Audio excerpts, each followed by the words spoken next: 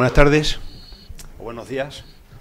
Espero seguir teniendo la atención del auditorio ahora que hemos dejado ya de hablar de millones y de inversiones, y vamos a hablar de una ponencia. A mí me encargaron hacer una ponencia aquí en la FICON. Me dijeron que qué tema podía ser y yo he dicho, bueno, pues como puede ser cualquiera, pues voy a hablar de mi blog. Es el blog que tengo en el cual hablo de la historia de las carreteras. Me dijeron, ¿cómo se va a llamar la ponencia? ¿Va a ser historia de las carreteras? No pretendo que sea historia de las carreteras, que eso es como muy ambicioso. Realmente voy a hablar de historias de carreteras y recuperar viejas historias que voy colgando poco a poco y con tiempo. En esencia lo que voy a hacer es lo más breve posible, lógicamente, y si es bueno, sería maravilloso, hablar un poco de la génesis de la creación de un blog. En mi caso, la creación del blog fue curiosamente esta fotografía que hice hace un par de años o 3 años, en el cual es un tramo que está entre Medellín y Santa Amalia. Se aprecia un tramo de carretera, el tramo de carretera antiguo, el tramo nuevo del acondicionamiento que hicimos, y curiosamente estaba el hito de granito antiguo de la C512. Entonces era como si dijéramos un tramo de carretera antiguo en el cual se mantenía su integridad. Actualmente ese hito, lógicamente, por cuestiones de seguridad ya no está, ya se ha recogido, está en el Parque de Conservación de Don Benito, y los utilizamos pues para inauguraciones, como elementos ornativos, ya adaptándolo lógicamente a la nueva señalética que tenemos en Extremadura, con colores de Extremadura. ¿Cuál es la situación de partida? La situación de partida que lógicamente me hago yo como gestor del blog, ¿no? Pues lógicamente hay una cosa muy paradigmática, es que las administraciones de carretera siempre miran hacia el futuro, siempre estamos con la planificación. La ponencia anterior de la directora se proyecta siempre hacia el futuro, cuáles son las posibles actuaciones del futuro, la planificación, que lógicamente es como tiene que ser, y entonces siempre van mirando hacia el futuro. Con lo cual, la documentación de realizaciones que se hacen en el pasado apenas sí preocupa. Realmente, la documentación que se genera en las administraciones, básicamente, son el expediente de contratación y los proyectos de construcción y de ejecución que se hacen, y que están, lógicamente, en el archivo. Y esa es la documentación que se tiene. Pero, claro, lógicamente son proyectos que están ahí en el archivo, que, lógicamente, cuando se acaba el proyecto se hace la liquidación, pasa al archivo, y ir a por él y todo eso pues es bastante complicado. Además hay que tener en cuenta que nosotros tenemos proyectos del año 85 que es absolutamente en papel, y los nuevos proyectos pues lógicamente son todo en digital, y claro, nos malacostumbramos rápidamente a la comodidad del proyecto digital. Cuando tienes que irte al año 84 pues ya te encuentras con una cantidad de papel impresionante, y ya sabéis que la densidad del papel es prácticamente infinita, y entonces es difícil el tema de recopilar. Después, esa documentación, como he comentado, pues básicamente es el propio archivo de proyectos, que están licitados, ejecutados, que ahí está, pero que no está debidamente referenciado. Es decir, si alguien quiere ir a buscarlo, pues realmente es difícil. No solo hablo de la Junta de Extremadura, también en el Ministerio sé que tienen un archivero y más o menos lleva eso un poco controlado, pero cuando quieres buscar algún documento o algún proyecto de un puente o algo, la verdad es que es difícil encontrarlo. Y después, lógicamente, falta una historia escrita y referenciada que ponga en correcta perspectiva las obras realizadas. Ir viendo que, efectivamente, ahora mismo se están haciendo muchísimas obras. Sería discutible si en el pasado se han hecho muchas obras, pero es cierto que se han venido haciendo obras desde el siglo XIX, y esa perspectiva de obra pues se ha ido perdiendo. No se sabe en qué época se hizo más obras, menos obras. Hay mucha gente que me pregunta, bueno, ¿y el trazado de la Nacional 630 cuándo se hizo? Bueno, pues eso es que hay que retrotraerse, hay que ir viendo. Hay diferentes formas de conseguir esa información que lo iré describiendo, pero no existe, como si dijéramos, la gran obra escrita de la historia de las infraestructuras viales en Extremadura, que es en mi caso en Extremadura. Entonces, un problema que tiene además las carreteras es que son obras lineales, y un reportaje fotográfico, pues lógicamente lo único que abarca son determinados aspectos muy puntuales y estáticos de lo que eran las carreteras antiguas, con lo cual es muy difícil conseguir una historia y una documentación y una referenciación de las obras a lo largo del tiempo. Además hay que tener en cuenta que las obras de mejora en el trazado implican dos cosas muy importantes. La primera es que el usuario automáticamente olvida la carretera antigua. Yo siempre cito como anécdota que cuando se hizo el puente de Mirabete, yo decía, a mí me gusta conducir, entonces yo voy a seguir yendo por el puerto de Mirabete. Bueno, pues puedo decir que en 15 años he pasado una vez por el puerto de Mirabete y porque iba perdido. Porque iba una cosa, no sé qué, ya me metí y bueno, pues ya no me compensaba ir a la autovía, pues ya paso el puerto y ya... Pero si no, vamos por la autovía y nos olvidamos de las carreteras antiguas. Y quien dice autovía no hace falta autovía. En los acondicionamientos que se hizo en los años 80 y 90, que renovamos toda la carretera, si os vais fijando, se van viendo tramos de carretera a la derecha y a la izquierda de tramos abandonados. Bueno, la gente no tiene la formación profesional que tengo yo, en el cual voy viendo los tramos antiguos, y entonces ya la gente va por la carretera, y esa carretera que está acondicionada a los 5 o 6 años ya le parece que sigue teniendo demasiadas curvas. Pero cuando se hizo era maravillosa. Y después otra cosa importante es que estos trazados antiguos se van perdiendo en la memoria, una consecuencia de lo que he dicho antes, y además, si acaso esa huella queda de los tramos abandonados, porque claro, ya tenemos los ecologistas que dicen, no, esa carretera tiene que desaparecer, tienes que escarificarlo, tienes que ponerle tierra vegetal, tiene que desaparecer, no hay forma. Entonces, bueno, yo en mi última obra, un poco en rebeldía, 50 metros de la carretera antigua está ahí para que se vea, y se ve incluso desde la foto aérea. Y claro, esto que estoy diciendo de los trazados, pues claro, esto lógicamente también afecta a un montón de cosas más. Pues los puentes antiguos, las gasolineras antiguas y todo tipo de construcciones que van anejas a las carreteras. Pues todas esas se van quedando en el olvido, se van quedando en la memoria y solo nos quedan al final pues simplemente fotos antiguas. ¿Cómo solventamos estas dificultades? Pues bueno, tenemos diferentes medios. El primero, ya lo he comentado, es la consulta de archivos. Pero claro, la consulta de archivos, si no tiene unos archivos perfectamente referenciados y todo eso, pues se convierte en una auténtica batalla contra los papeles. Otra cosa muy importante es la utilización de fotos aéreas, especialmente si tenemos fotos aéreas de diferentes fechas. Nuestros compañeros de la Dirección General de Ordenación del Territorio han conseguido ya tener en su página web el vuelo americano de 1956, que para mí es una joya absoluta, porque nos permite ver cómo eran las carreteras del año 1956, cuyos trazados, estamos hablando de las carreteras locales, prácticamente eran los mismos antes de que acometiéramos los acondicionamientos de las carreteras en los años 80 y 90, con lo cual ves perfectamente por dónde iba la carretera antigua, ves ahora la foto del año 80 y ves la foto del 2013 y vas viendo cómo va evolucionando la carretera. Entonces eso veremos casos más adelante. Después tenemos los mapas topográficos de varias fechas. El Instituto Geográfico Catastral pues ha volcado ya los mapas, los puedes descargar en PDF con una altísima resolución y se pueden ver mapas topográficos del año 40, en el 60, en el 2000, y ahí ya van los trazados. Y entonces te sirve también pues, para ir viendo un poco la evolución de las carreteras en el tiempo. Otra cosa maravillosa que es el Internet.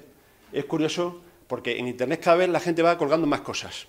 Ya se animan a colgar fotos. Y ya no te cuelgan fotos de ahora haciendo chorra, sino que te cuelgan fotos de la abuela de hace 50, 40 años. Entonces es curioso porque vas a las páginas de los ayuntamientos y normalmente tienen un apartado que dice fotos. Y yo voy a esas páginas, voy a las fotos y veo fotos antiguas. Y siempre, a lo mejor en 50 fotos, hay 2 fotos en las cuales se ve la carretera, ¿no? O se ve el puente, no sé qué, o se ve la gasolinera. Y esas fotos, lógicamente pasan a mi archivo y es una fuente muy importante de información y que cada vez va a ir a mayor. Y después, ya lo definitivo es la utilización de sistemas de información geográfica, los SIG, y las herramientas de Internet como el Google Earth. Yo empecé utilizando el Google Earth para el tema de los trazados de las carreteras antiguas y nuevas, y ahora, lógicamente, lo que tengo que hacer es pasarme al sistema de información geográfica, hacerlo ya bien, como tenía que hacerlo, porque el Google Earth, cuando actualiza la foto, pues siempre hay un desplazamiento de 5 o 10 metros, con lo cual los trazados van variando. Con un sistema de información geográfica, trazado que pones de la carretera del año 56, va perfectamente en consonancia con con la foto aérea del año 2013. Entonces, ¿cuáles son los resultados de la consulta de archivo? Bueno, pues la consulta de archivo, ahí tengo, por ejemplo, un escaneo del Plan General de Obras Públicas del año 1940, en el cual se definió cuál iba a ser la denominación de las carreteras nacionales. ¿Por qué la Nacional 630 se llama Nacional 630?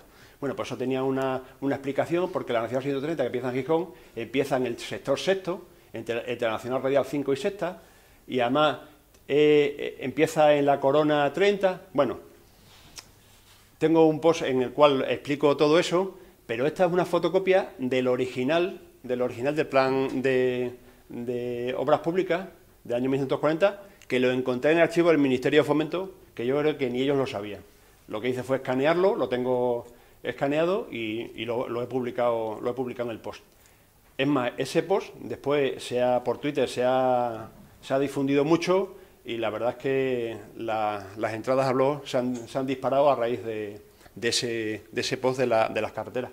Realmente lo que hice fue ir viendo cómo se denominaban las carreteras. Al principio las carreteras de primera categoría, segunda categoría, después las nacionales, las comarcales, y después quise explicar por qué las X se llaman X y por qué tienen esa numeración. Porque mucha gente me pregunta, ¿y por qué la X no sé cuánto siga esta? Espérate que te lo voy a explicar. Lo que hice fue hacer un post en el cual expliqué todo eso. Eso fue una consecuencia de consulta en archivos. Lógicamente yo la consulta en archivos, pues tengo el tiempo que tengo, porque lógicamente estas cosas las hago fuera del horario de trabajo, y entonces no tengo tanta posibilidad de consulta. El segundo aspecto importante es los vuelos aéreos de diferentes fechas. Aquí tengo una foto aérea del vuelo americano de 1956. Esta zona, para que os situéis, está en la carretera que va desde Cáceres a Torrejón el Rubio. Pasamos el Almonte. Estos son los famosos puentes de Don Francisco, que han salido mucho en el periódico porque tienen una hornacina aquí en el medio, y este era el puente antiguo. Así era como estaba en el año 1956. Después, cuando se hizo el embalse de Alcántara, la cota de este puente era insuficiente, iba a quedar anegado, y entonces se hizo ya este puente. Y ya se ve ahí la evolución, los puentes de Don Francisco siguen aquí apareciendo, y este puente que era el puente antiguo. Este puente que además tiene la desgraciada historia de que unos militares lo volaron. Se conoce que no tenían otra cosa que hacer, y ese puente ahora mismo solo se ven los estribos. Cuando baja el Alcántara, lo volaron y ese puente no existe. Increíble. Aquí hay otro puente, que es el puente de Serradilla. Pues se ve ahí cómo era el puente antiguo, el trazado que tenía la carretera. Después, a raíz del embalse, cómo se hizo el puente nuevo, el puente antiguo. Después la siguiente, ya el puente está inundado, la carretera. Y la última fotografía, pues ya el puente y con el trazado ya acondicionado por la Diputación. Esta es una carretera de Diputación. Es decir, podemos ver la evolución de la carretera en la zona de Serradilla desde el año 56 hasta el año 2013. Después tenemos lo que os estaba comentando, los mapas topográficos. Mapas topográficos tenemos desde el año 40. Esta es una zona en la Bazagona, en el río Tietar, es por donde cruza ahora la autovía. En el año 40 realmente solo existía la carretera que iba de la Bazagona hasta la carretera de la Vera, y estaba el puente antiguo que estaba aquí. Desde el año 40 hasta ahora, ¿qué es lo que ha pasado? Pues se hizo la carretera hasta Navalmoral de la Mata, y después se hizo la carretera hasta Plasencia. Se hizo un puente nuevo, y además hemos hecho la autovía, con lo cual, de pasar de un sitio que se pasaba por un único puente, ahora tenemos hasta 4 puentes. Entonces, con los mapas topográficos también ves la evolución de cómo han ido cambiando las infraestructuras. El Google Earth, o Sistema de Información Geográfica, ¿qué nos permite? Pues el Sistema de Información Geográfica nos permite ir disponiendo los trazados, y podemos ir viendo la evolución de una manera gráfica. Ahí veis Medellín y el puente antiguo. En violeta, el trazado antiguo de la carretera. En rojo, la variante. Yo, que dirigí el estudio formativo para decidir el puente, el trazado del puente, por dónde íbamos a hacer la variante y el puente, siempre comentaba que parecía, a la vista de la foto aérea, que el puente, el trazado, estaba esperando a que lo descubriéramos, porque justo donde hay dos curvas, de ahí surge armoniosamente la variante y el puente en curva. Bueno, pues con la Con esto, pues tú puedes ver trazados, posibilidades de trazado y puedes ir viendo la evolución en el tiempo. Aquí tenemos la zona del puente del Cardenal, en Villarreal de San Carlos. En violeta tenemos el trazado antiguo con el puente del Cardenal y en verde el trazado actual del puente del Cardenal. Pues ahí podemos ir viendo con los diferentes colores los diferentes trazados que puede tener ahí la... Y después tenemos otra cosa muy buena que tenemos, es que nos permite ver cómo eran las carreteras antiguas y cómo la hemos ido dejando. En violeta veis la carretera tal como estaba en el año 84 y en amarillo el acondicionamiento. Esa es la zona del Puerto de los Reventones, entre Zafra y Fregenal de la Sierra. La zona del Puerto de los Reventones es una zona bastante complicada y bueno, con estos sistemas de información geográfica y con el Google Earth se puede ir viendo. Otra cosa que os comentaba de los ayuntamientos, las fotos antiguas. Las fotos antiguas es lo que más me gusta. Claro, vemos esta fotografía que la he cogido de un blog de un fotógrafo de aquí de Don Benito, que ha empezado a colgar fotos antiguas y claro, ves estas fotos y dices, es que hay que ver, hemos perdido la perspectiva de lo que había a lo que tenemos ahora. Esa foto, ahora mismo la carretera está duplicada porque está entre Don Benito y Villanueva de la Serena, está justo a la salida de Villanueva de la Serena una vez que sale por debajo del paso del ferrocarril. Por supuesto, esta edificación ya no existe y esto ya está... no está todavía duplicado porque esto está ya dentro, aquí está el Cagancha y un poquito más adelante está la glorieta del Carrefour. Entonces, claro, nos permite ver qué es lo que teníamos. Es que ahora parece que solo queremos autovía y mira lo que teníamos. Otra fotografía que he ido descubriendo a base de rastreo en internet, pues ahí veis la famosa fotografía del puente de Alcántara, la base de la pila central, que cuando se hizo la presa de Alcántara se quedó el cauce en seco y se vio que había un tremendo socavón justo debajo de la pila del puente de Alcántara. Pues en 4 o 5 días que tuvieron, lo hormigonaron y ya otra vez volvió a pasar el río Tajo. Es decir, fue una de esas actuaciones en la cual las obras nuevas son las que preservan a las antiguas. A lo mejor si no se hubiera hecho el embalse de Alcántara, no se hubiera visto ese socavón y un día de esto nos hubiéramos encontrado que se ha caído el puente de Alcántara. Aquí tenemos otro ejemplo paradigmático, es el puente de Medellín, muy conocido aquí, que el puente de Medellín se nos ha olvidado, pero se voló en la Guerra Civil, se voló y se volaron 3 vanos. Aquí había 2 vanos y aquí el tercer vano. Entonces son fotos que lógicamente las consigo a base de rastrear mucho en internet. Toda esta información que tenemos, ¿cómo podemos hacerla? ¿Cómo podemos usarla? Pues podemos combinar diferentes informaciones según la procedencia. Tenemos, por ejemplo, el puente de Ceclavín. El puente de Ceclavín tenemos la foto del año 1956 del vuelo americano. Pero también tenemos el mapa topográfico de ese año, del año 40. Y se ve que efectivamente el trazado de uno y otro es el mismo. A raíz de la construcción de la presa de Alcántara, pues hace un nuevo puente, que es el puente de Ceclavín, que es el que conocemos actualmente. Ahí debajo se ve el antiguo puente de Ceclavín.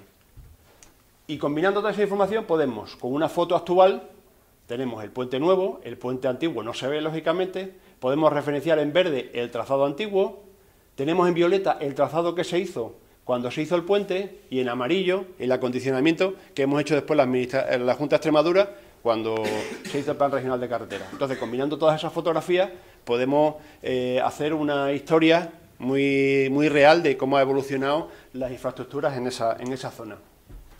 Ahí tenemos una foto del puente de Alconétar en su sitio original. Ahí veis la torre de Floripe. Esta es la torre que utilizábamos cuando íbamos por las curvas del Tajo, porque ya nadie va por las curvas del Tajo, vamos por la autovía, que utilizábamos para saber si la presa de Alcántara estaba muy alta o muy baja. Bueno, pues imaginaros dónde estaba el puente de Alconétar.